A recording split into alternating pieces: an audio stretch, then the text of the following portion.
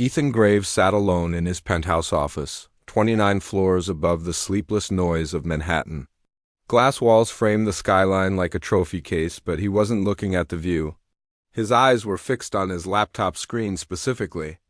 A resume. It wasn't just another candidate. Layla Monroe had caught his attention instantly.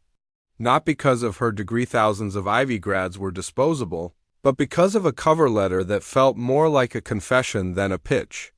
It was raw. There was something behind her words. Desperation maybe, or fear. He couldn't tell. And then, just like that, it disappeared. One click, file not found. Then the entire application vanished from their internal database. He rubbed his temple, frowning. He was not the kind of man who tolerated ghosts in his systems. Olivia, he barked into the intercom. His assistant's voice answered instantly. Yes, Mr. Graves. Find Layla Monroe's application. It just disappeared. A pause. Tapping keys. Then, there's no one by that name in our system. Not on the applicant list, not in archives. His jaw tightened. It was there this morning. Check the server logs. As Olivia scrambled, Ethan opened the printed copy he'd instinctively saved. Just one page. But it had a number. His thumb hovered over the digits. A sick curiosity pressed. At his ribs? He dialed. One ring, two, then click. A voice answered. But it wasn't a grown woman. It was a little girl. Hello? She whispered. Ethan blinked. You hello, I'm trying to reach Layla Monroe. A pause, then the whisper again, barely audible. Mommy said, don't tell you we're hiding. His breath caught. What do you mean, hiding? Silence. Then the line went dead. He stared at the phone. The screen faded. His own reflection looked back at him, an aging man with too much money and not enough sleep.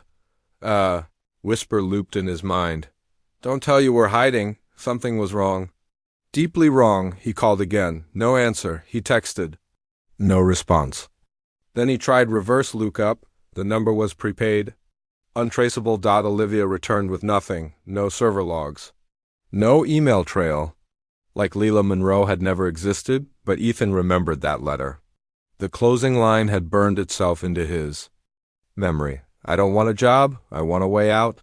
She hadn't been applying.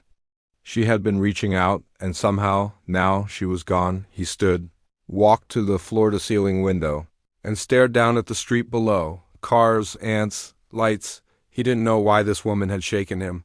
Why her disappearance stung like a splinter under his skin. He just knew one thing.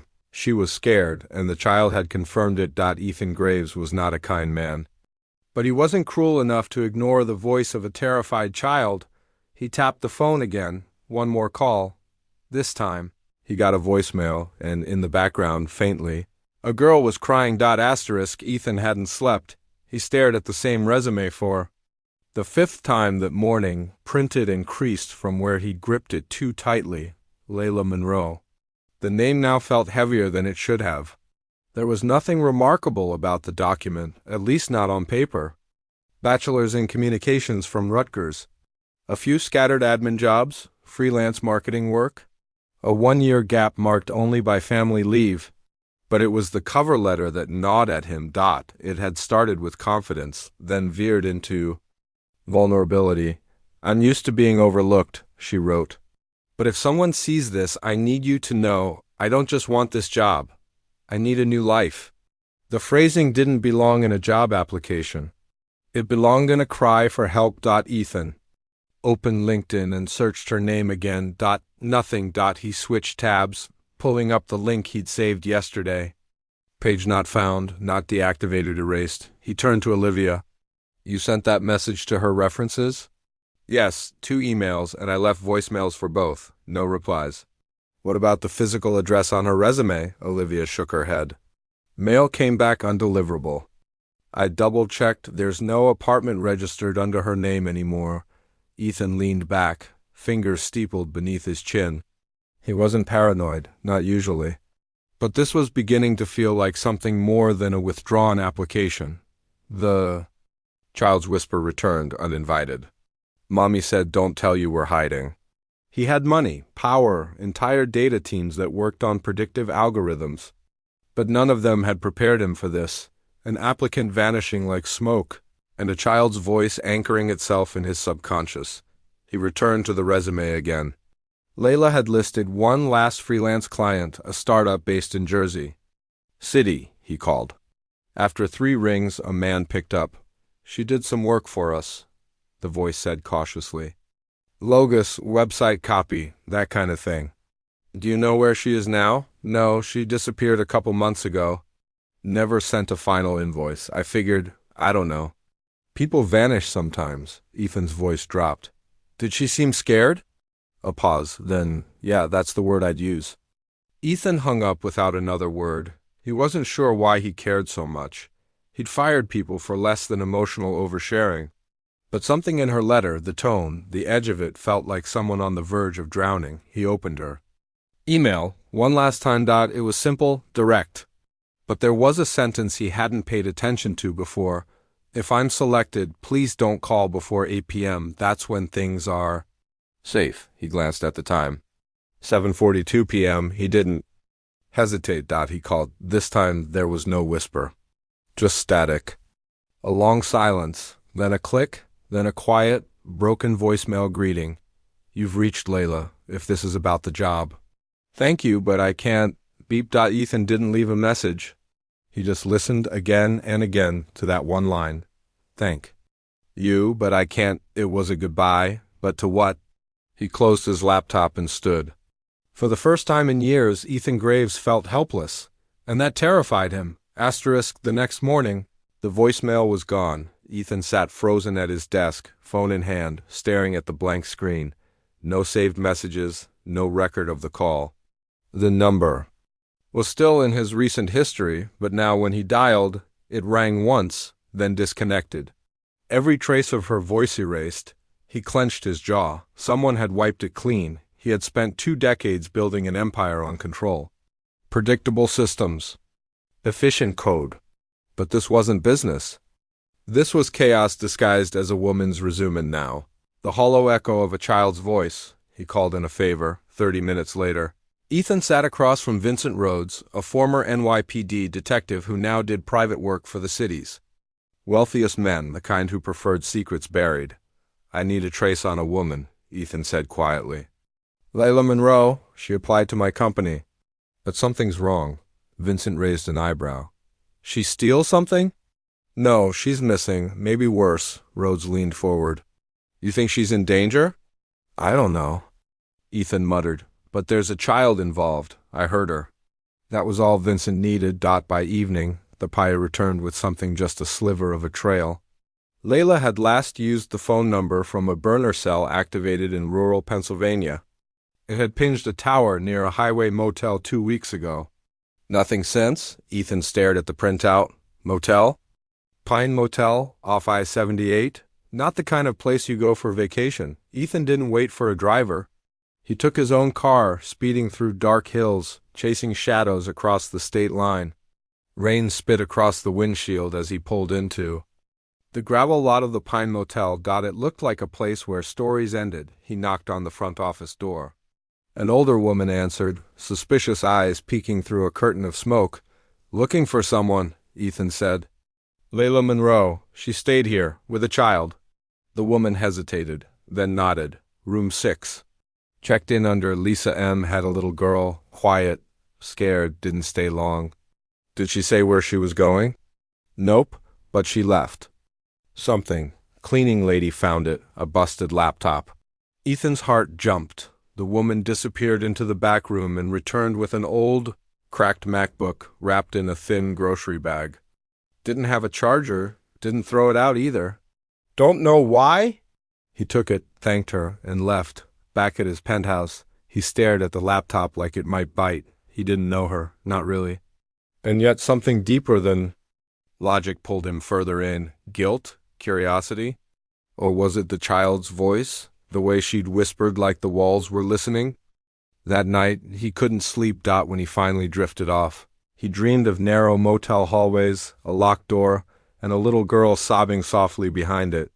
He stood outside, knocking, begging her to let him in. "Please," he whispered. "Where's your mother?" But the girl only cried harder. And then, in the dream, the door creaked open, but he woke before he could see her face. He sat up in bed. Drenched in sweat, breathing hard, the laptop sat silently on his desk. Waiting. Asterisk the laptop. Powered on barely, a flicker, a whine. Then a fractured Apple logo emerged across the screen, marred by a single dead line running from corner to corner. Ethan watched it like a surgeon monitoring a patient's pulse. The charger he'd ordered finally arrived. Now, the dead machine blinked to life but asked for a password. 3 attempts. All failed. Then a screen appeared. Encrypted user vault, admin access denied. He leaned back, frustration settled in, but it didn't kill the pull he felt. That whisper of danger. That child's voice. He called Vincent Rhodes. I need someone who can break into this without triggering a wipe, Ethan said. You got $5,000? Ethan didn't answer. Thought so, Vincent muttered, 3 hours later. Vincent's Gaia, baby-faced hacker named Riku sat in Ethan's office, pale fingers flying over the keys. She had security, but nothing pro-grade, he mumbled. She was scared. This wasn't about hiding from tech companies. She was hiding from people. A pause. Got something.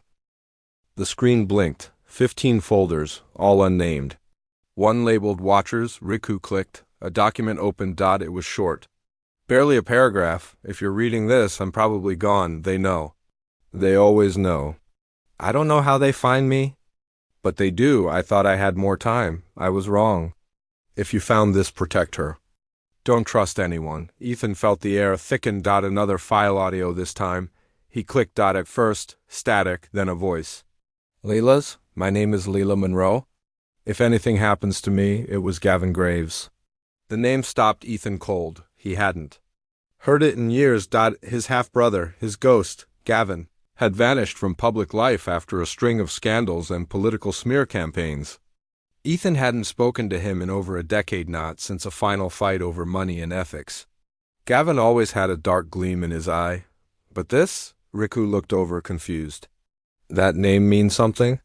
Ethan didn't answer. Instead, he clicked into another folder labeled Photos, dozens of grainy images. Some of Lila, some of a young girl, maybe 6, big brown eyes. Small frame? Same hair as Lila. In one image, the girl clung to Layla's side in a dim motel room, room 6, Ethan realized. The cracked paint on the walls matched what he'd seen, but another image chilled him. It showed a black SUV, idling outside a building. Inside it, barely visible behind the windshield, was Gavin, zoomed in. Date stamp, just 4 weeks ago. Ethan's voice cracked as he whispered, She was tracking him. No, Riku corrected. She was running from him. There were more messages, paranoid, fragmented, he sent people before. One pretended to be a recruiter. One watched the daycare. I had to run again. She cries in her sleep. They want her, not me. They don't even say why anymore. Ethan swallowed hard. His instincts had been right. But this wasn't about a job applicant. This was about a mother running from something monstrous, and somehow his family was in the middle of it. He turned back to the first message, rereading the final line, protect her. He had no idea who the little girl really was, but something deep inside him already believed she mattered. He picked up his phone and called Vincent. Find Gavin, he said.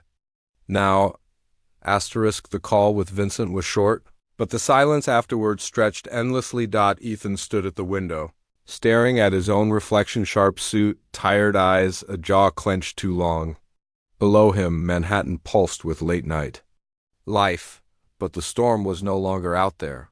It was circling him now, his twin brother, Gavin Graves. The name tasted like metal in his mouth. The media had stopped covering him. Years ago, after the campaign embezzlement scandal, after the whispered accusations of harassment, after the quiet settlements, Ethan had paid to bury some of it himself. Not out of loyalty, out of fear of what their shared last name could still cost him. But this was different. He went back to the laptop, opening a second document labeled, For Ethan, if he's still out there, you won't remember me. I was just another assistant in Gavin's empire, but I remember you. You were the one who looked me in the eye once at that fundraising gala. You said, if it ever gets too much, walk away. I wanted to. I tried. Ethan closed his eyes, remembering flashes, speeches, cocktail parties, women hovering around Gavin like moths to a flame. There was a girl, young, quiet, always standing in the corner of Gavin's office with files clutched to her chest. But I was already too deep. I knew too much. I saw things. He knew I wasn't blind, and then I found out I was pregnant. That's... When the real threat started, a sick heat bloomed in Ethan's chest. He said the child was his, that he'd take her from me, that no one would believe me anyway, not over him. The words were shaking on the screen. So I ran. Ethan stepped away, pacing. His mind flashed back to headlines buried long ago. Gavin accused of coercing campaign workers, grooming interns, laundering donor funds through shell companies. Nothing ever stuck. Everything disappeared. Gavin had a way of making people vanish. Now it all connected. Layla hadn't just vanished. She'd been hunted, and the girl, that child, was more than a witness. More than a victim. She was the one. Thing Gavin couldn't buy, control, or erase. His own daughter, and possibly Ethan's niece. A knock at the door pulled Ethan out of his spiral. Vincent entered without waiting. Got something, he said grimly. Gavin's been laying low. In DC real estate under a shell company. But guess what name popped up on the visitor list to that property? He handed Ethan a photo. Blurry, security cam still. Lila, same coat, same haunted eyes. Holding the hand of a little girl. 2 weeks ago, he found her, Ethan whispered. Vincent nodded, and then she vanished again. Ethan stared at the image. I need you to find them before he does. Vincent gave a curt nod and turned to leave, but paused at the door. You okay? Ethan's eyes darkened. No, he turned back. To the laptop, rereading the message, the desperation, the plea, and then one more line appeared below the last paragraph. She knows your name. I told her if we ever disappear, call Ethan Graves. The good one. Ethan swallowed hard. He hadn't been called the good one in years. Now, a 6-year-old girl might be his last chance to earn the title, before she was running. Before the motel rooms and burner phones, Layla Monroe had an office on the 38th floor of a steel and glass skyscraper in D.C. She was 26. Eager and stupidly grateful just to be there. Gavin Graves had plucked her from a staffing agency. Bright eyes, he'd said. I like sharp girls. She thought it was a compliment. In the beginning, it was glamorous power breakfasts, donor parties, name-dropping senators like old friends. Gavin was magnetic, the center of every room. She wasn't blind to the rumors, but she told herself it was politics. Everyone bent rules. Everyone had secrets. She didn't realize the truth until the wrong folder landed on her desk. It was late past midnight. She was sorting Gavin's travel documents when a USB drive slipped from an unsealed envelope. Out of reflex, she plugged it in. It wasn't travel plans. It was a spreadsheet. Dates, names, payments, ages, then photos. She stared, the breath squeezing from her lungs. Girls, barely teenagers. Labeled with initials. Consulted for a donor. Returned to source. Non-compliant removed. Her hands began to shake. She exited quickly, deleted her own access history. Unplugged the USB, but it was too late. The next morning, Gavin was different, smiling too long, watching her too closely, asking strange questions. You sleep okay? You see anything unusual? She lied. And she knew he knew. That night she went home and started packing, but she didn't get far. 2 days later, Gavin called her to his office. No assistance? No light-hearted banter. Just him, sitting at his desk, twirling a pen. I hear you've been thinking about leaving, he said calmly. I just need a change, she murmured. Change can be dangerous, Layla. He smiled, without warmth, especially with what you know. That was when she made the mistake of telling him, I'm pregnant. He leaned forward, and whispered, Good, that makes it easier. She ran that night, crossed 3 states, burned every connection, took only what she could carry and the tiny life growing inside her. For months, she stayed ahead of him. Cheap apartments, temp work under fake names, cash-only groceries. But then came the sightings, the black car outside the daycare.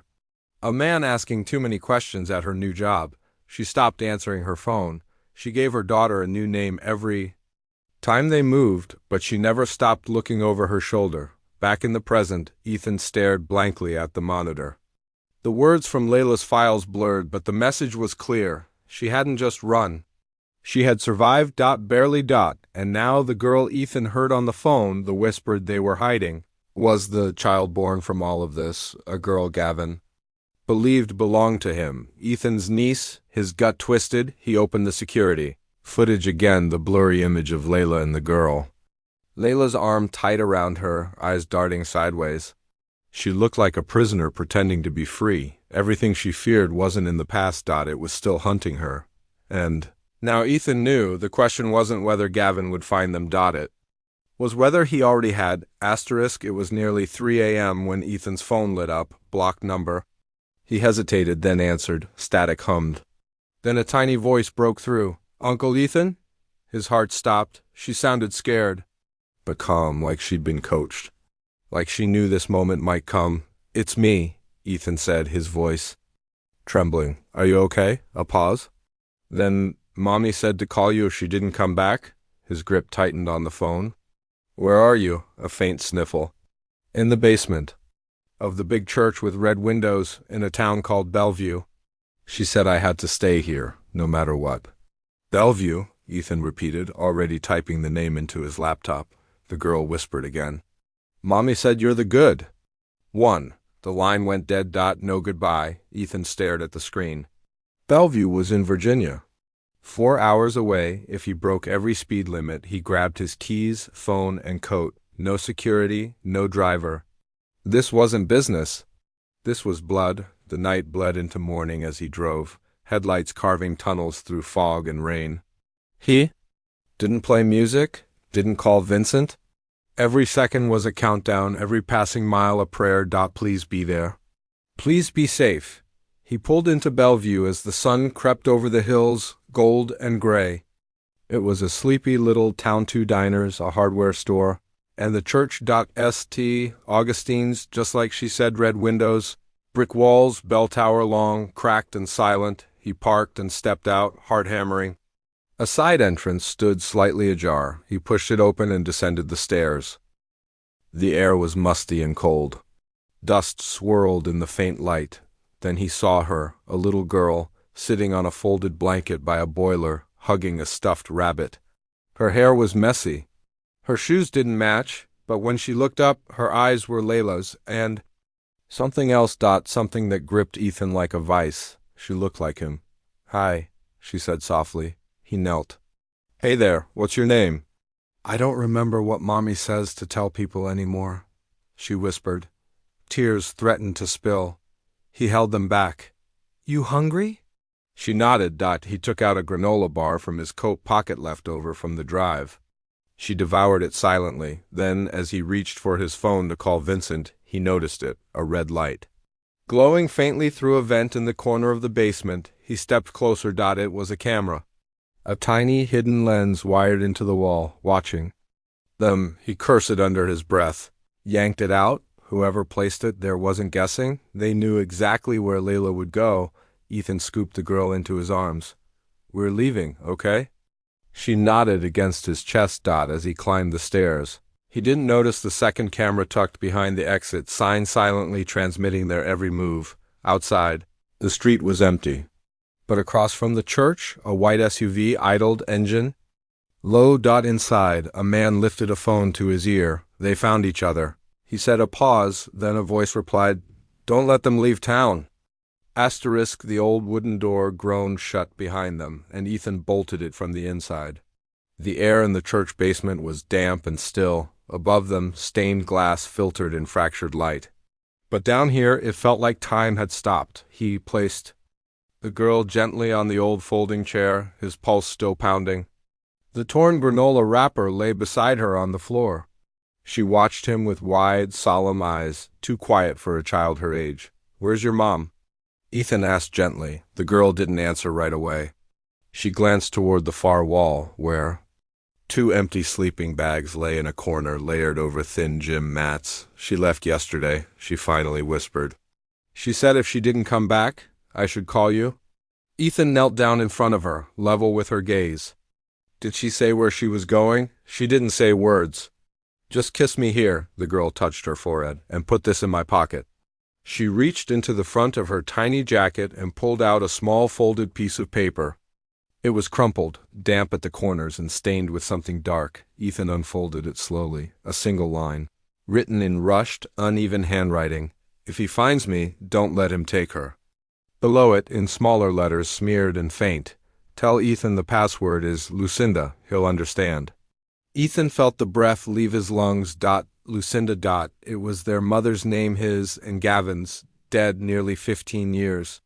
A name they never said aloud, not after the accident, not after the division. It was a code only Layla would have known if Gavin had told her, and if Layla had written this note, it meant she'd expected not to return the blood.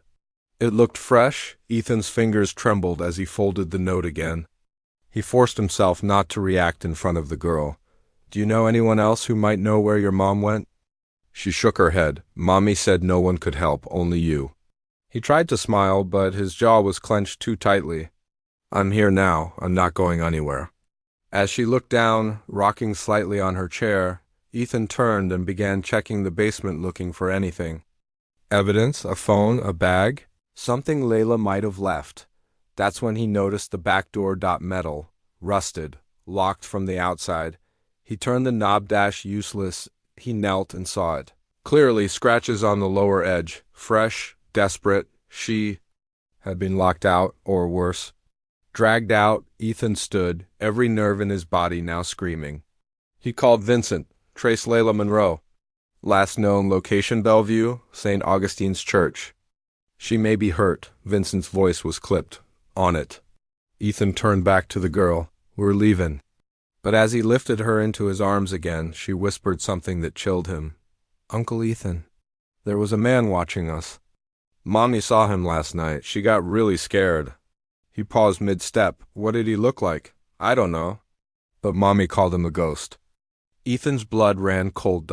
There was only one man she would have described that way. Gavin. The girl slept in the back seat. Curled up in a fleece blanket Ethan found in the trunk. Her small fingers still gripped the stuffed rabbit. Ethan drove. In silence, eyes fixed ahead. Heart split between rage and dread. He pulled into a quiet roadside motel 3 towns over, nothing fancy. Just a place to disappear for the night. Vincent was working on new documents, a burner phone, an escape route, but Ethan knew they couldn't run forever. Not from Gavin. He laid the girl on the bed, tucked the blanket around her, then stepped into the bathroom and opened the note again. If he finds me, don't let him take her. Tell Ethan the password is Lucinda. He'll understand. Ethan sat on the floor, back against the tub, and stared at the words. The name Lucinda pulled at a place he hadn't visited in years. Their mother had died in a fire when he and Gavin were 13. She died trying to break up one of Gavin's fits. Gavin had always had a darkness. Ethan had tried to believe it could be managed, but now... He pulled out the laptop, entered the name Lucinda into the encrypted vault. A hidden folder blinked into view. If I don't make it, he opened the first file. It was a video. Layla sat in a dim motel room, hair tied back, eyes red. If you're watching this, I'm gone, or I've been taken. Her voice shook.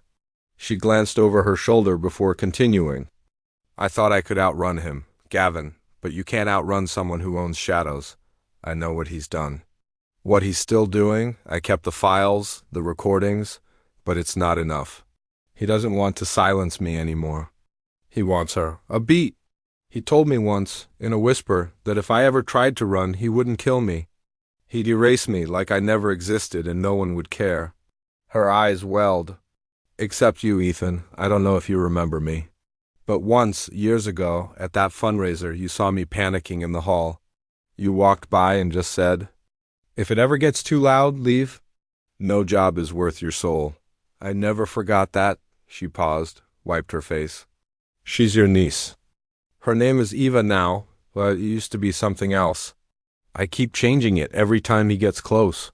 She's everything good I have, and she knows your name. Please. If she ever reaches you, keep her safe, even if I'm gone." The video cut off abruptly. Ethan sat motionless. She hadn't just been afraid, she'd known. He opened another file, audio logs. Voicemail fragments. One recorded Gavin's voice, laughing coldly. "You're nothing without me, Layla. That child is mine. And when I take her, you'll beg me to end it quickly." There was nothing vague left. No illusions. Gavin had become a predator who wore power like armor, and Layla brave. Terrified, Layla had died trying to stop him. Ethan's chest heaved, but in the bed beside him, the child stirred, curled tighter into her blanket, unaware of the war being waged for her soul. Ethan shut the laptop. Tomorrow, he'd stop running. He'd go after Gavin. He owed Lila that much. It was nearly dawn when Vincent arrived. Ethan opened the door, his face pale, hollow. He didn't say anything, just handed over the laptop. "She left something else," he said quietly. "Encrypted folder. Unlocked with Lucinda. You were right, he's been hunting her." Vincent stepped inside, nodding toward the sleeping child. "Is she okay?" "She's safe, for now." Ethan's voice cracked. Vincent sat at the small motel desk, connected a flash drive recovery tool, and began combing through the system. Minutes passed in silence. Then click. A new folder appeared. Hidden in the drive's buried partitions. Confession_final.mov. No date. No metadata. Ethan hovered over the keyboard, then hit play. The screen filled with a grainy video feed. Layla sat in a dim room, eyes swollen, a thin cut beneath one eye. Her lips trembled as she looked directly into the camera. "If you're seeing this, I'm already gone." Ethan's breath hitched. "My name is Layla Monroe. I worked for Gavin Graves between 2017 and 2019. I handled financial reports, digital files, and cleanup logs." She swallowed hard. "I discovered transactions between Gavin and shell organizations used to move people, girls, some underage. I found files marked with symbols instead of names, photos, medical logs, surveillance." She looked down. "When I confronted him, he smiled. He said it was part of the cost of power. He told me I should be grateful I was one of the lucky ones. I tried to leave. That's when the threats started. Then I found out I was pregnant." She looked into the lens again, this time softer. "Her name is Eva. She's kind. She's smart. She hums when she's scared. If she found you, Ethan, please don't let him take her." A tear slid down her cheek. "He'll come. He always does." She reached forward and turned off the camera mid-breath. The screen went black. Ethan sat frozen, his hands, fists, his jaw clenched until his temples throbbed. Then he stood abruptly, chair scraping against the floor. Across the room, Vincent exhaled slowly. "That's more than enough to bury him." Ethan didn't speak. He walked to the bathroom, splashed cold water over his face. When he stepped back out, a soft sound stopped him, a shuffle in the hallway. He turned, and there, just outside the room, stood Eva. Barefoot, half-asleep. She looked up at him. "Was that my mommy?" she asked, voice barely audible. Ethan couldn't lie. "Yes." She stepped closer. "She said you'd protect me." Ethan dropped to his knees and pulled her into his arms. For a long time he couldn't speak, but when he finally did, it came out like a promise carved into stone. "I will." The video went live just before midnight. No names. No commentary. Just the unedited footage of Layla Monroe staring into a camera, trembling, pleading, confessing.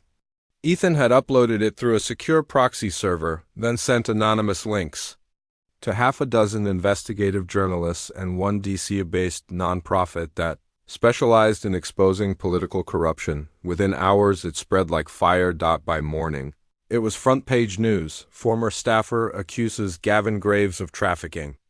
Ties in chilling video. Where is Eva? The missing child at the center of a political scandal. Graves' empire collapsing under new federal scrutiny. Ethan watched it unfold from the motel room, sitting on the edge of the bed while Eva colored quietly beside him.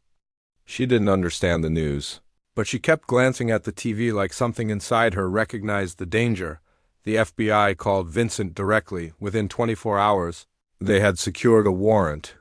Gavin Graves was arrested the next night, ironically. at a black tie fundraiser aimed at supporting youth rehabilitation programs.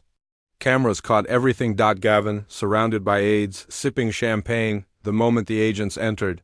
The way his mouth curled into something between amusement and disdain, he didn't resist. He didn't flinch. He just smirked and straightened his cufflinks as the cuffs snapped shut. "You people still believe in fairy tales?" he muttered to a nearby reporter.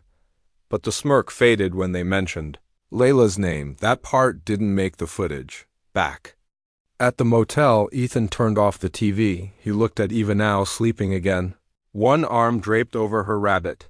He had filed for emergency custody through a private attorney Vincent recommended. With Lila declared missing and presumed deceased, and no legitimate claim from Gavin, the court moved quickly. Ethan Graves, the reclusive tech mogul who once swore off family, was now the legal guardian of a 6-year-old girl who barely spoke, and still flinched at the sound of police sirens. The irony wasn't lost on him.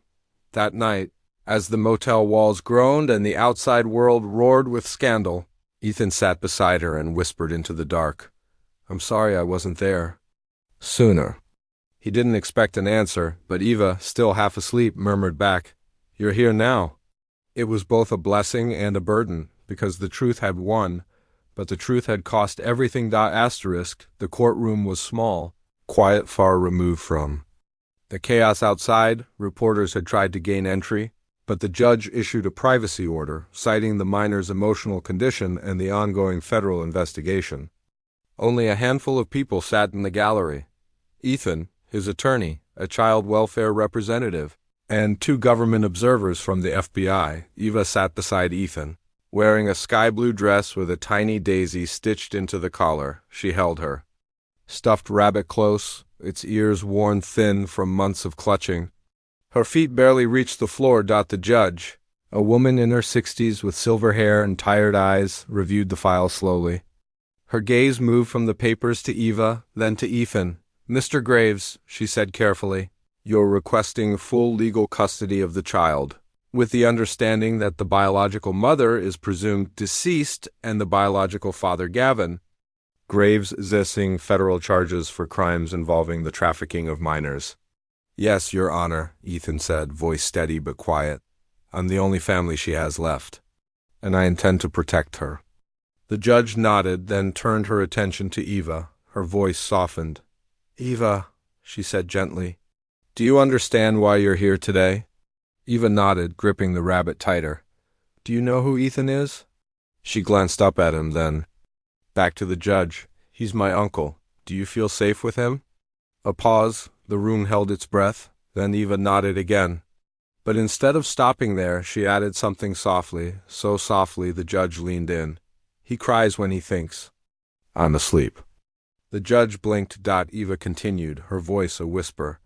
"I know he loved her too. My mommy, I saw it when he watches her video. He doesn't say anything, but he misses her, I can tell." Ethan looked down, unable to stop the tears as they broke past the walls he'd spent years building. He covered his face with his hand, not out of shame, but out of love too large to contain. The courtroom went silent again, this time with weight, not tension. Even the child welfare agent wrote something down, paused, and looked up with glassy eyes. The judge cleared her throat, voice a bit hoarser than before. "Thank you, Eva. That was very brave." She turned back to the bench, signing the final line of the document with a firm hand. "This court grants Ethan Graves full legal and physical custody of Eva Monroe, effective immediately." The gavel fell, and with that it was done, but it wasn't a victory. It was a beginning. Outside the courthouse, the world hadn't changed. Gavin's trial loomed. Layla's body had still not been found, and Eva would carry shadows Ethan could never erase. But in the back seat of the car, as they drove away from the courthouse, she reached over and took his hand, and for the first time in weeks, Ethan felt something shift inside him, something like hope. At a red light, he looked in the mirror and caught her reflection. She was smiling. Small, fragile, but real, and Ethan knew then. He hadn't just saved her, she had saved him too. Asterisk.